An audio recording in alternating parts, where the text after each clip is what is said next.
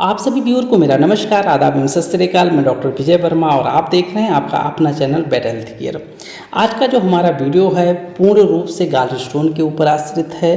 आज की जो हमारा वीडियो है उसमें मैं आपके दिमाग में गॉल स्टोन से संबंधित जितनी भी क्यूरियोसिटी होगी उन सभी क्यूरियोसिटी को शांत करने की कोशिश करेंगे, क्योंकि बहुत सारे लोग हमसे बात करते हैं तो बहुत सारे क्वेश्चंस अराइज करते हैं।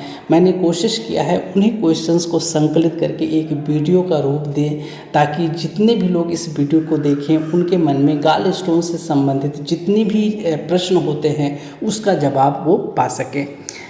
तो सबसे पहले आइए जानते हैं कि गॉल स्टोन का केस सबसे ज़्यादा कहाँ पे मिलता है। पूरे विश्व में गॉल स्टोन सबसे ज़्यादा अगर कहीं मिलता है तो वो यूएस में मिलता है। यूएस में लगभग 10% जो वहाँ की पॉपुलेशन है वो गॉल स्टोन से ग्रसित होती है, और उसमें से जो 10% पॉपुलेशन है उसमें से 75% जो फीमेल हैं उसमें पाया जाता है। मतलब फीमेल में गॉल स्टोन होने की जो संभावना होती है वो बहुत ज़्यादा प्रबल होती है। तो यूएस में 75% महिलाएं गॉल स्टोन से ग्रसित होती हैं और 25% जो मेल होते हैं वो गॉल स्टोन से ग्रसित होते हैं। थोड़ा सा हम समझ सकते हैं कि गॉल स्टोन, इसको एक मेडिकल टर्म बोला जाता है कोलीलिथियोसिस। गॉल स्टोन में गॉल का मतलब होता है बाइल और स्टोन का मतलब तो आप समझ ही रहे हैं। सेम उसी तरीके से कोलीलिथियोसिस में कोली का मतलब होता है बाइल और लिथियोसिस का मतलब होता है स्टोन। तो इस तरीके से आम बोलचाल की भाषा में ज़्यादातर लोग जो टर्म यूज करते हैं गॉल स्टोन का यूज करते हैं, और मेडिकली टर्म जो ज़्यादा कॉमनली यूज किया जाता है वो कोलीलिथियोसिस यूज किया जाता है। गॉल स्टोन के संबंध में ज़्यादातर जो लोग एक सबसे ज़्यादा प्रश्न पूछते हैं, जिसकी क्यूरियोसिटी सबसे ज़्यादा लोगों के पास होती है, वो ये होती है कि हमारे शरीर में एक्चुअली में गॉल स्टोन क्यों बन जाते हैं। तो इसके जवाब में मैं बताना चाहूँगा, सामान्य तौर पे जो हमारा लीवर होता है यही बाइल जूस का भी फार्मेशन करता है और यही कोलेस्ट्रॉल का भी फार्मेशन करता है। सामान्य तौर पे जो हमारी दिनचर्या जिस तरीके से चल रही होती है उसमें होता क्या है कि जितना बाइल जूस का फार्मेशन होता है और लीवर जितना कोलेस्ट्रॉल का फार्मेशन करता है, वो बाइल जूस सारा का सारा कोलेस्ट्रॉल को डिज़ोल्व करा देता है। मतलब कोई कोलेस्ट्रॉल बचता नहीं है। तो इस तरीके से हमेशा दिनचर्या चलती रहती है और कोई भी स्टोन का फार्मेशन नहीं होता है।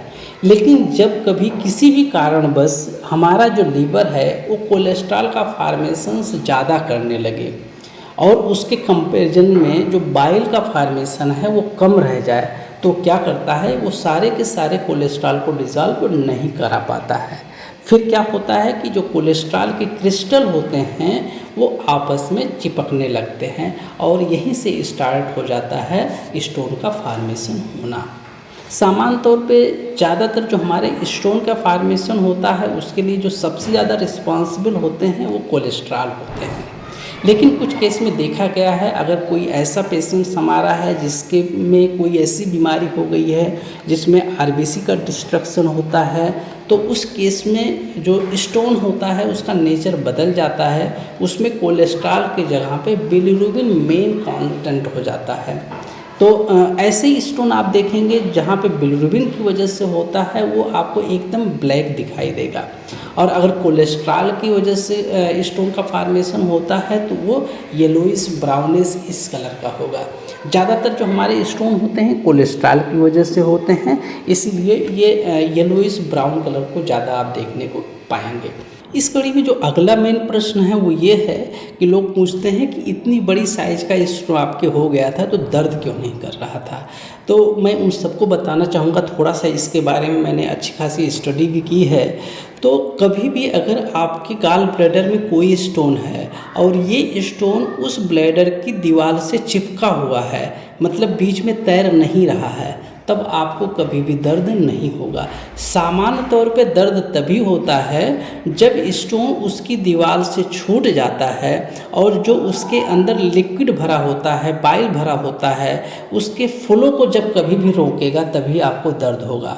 अगर उसके फ्लो को वो नहीं रोकता है तो आपको दर्द कभी भी नहीं होगा। हमारे इतने बड़े साइज का इतने सारे स्टोन थे, सारे के सारे जो दीवार थी उसकी जो वाल थी उससे चिपके हुए थे, इसी वजह से हमको कोई दर्द नहीं हो रहा था, क्योंकि जो हमारा बाइल था उसका फ्लो प्रॉपर बना हुआ था, कोई ऑब्स्ट्रक्शन नहीं था, इस वजह से हमको दर्द नहीं होता था। इस कड़ी में जो अगला जो सबसे महत्वपूर्ण प्रश्न है वो ये है, क्या हम गाल स्टोन के साथ जी सकते हैं, रह सकते हैं बिना ट्रीटमेंट कराए? तो इस प्रश्न का जवाब आप थोड़ा सा सावधानी पूर्वक समझिएगा।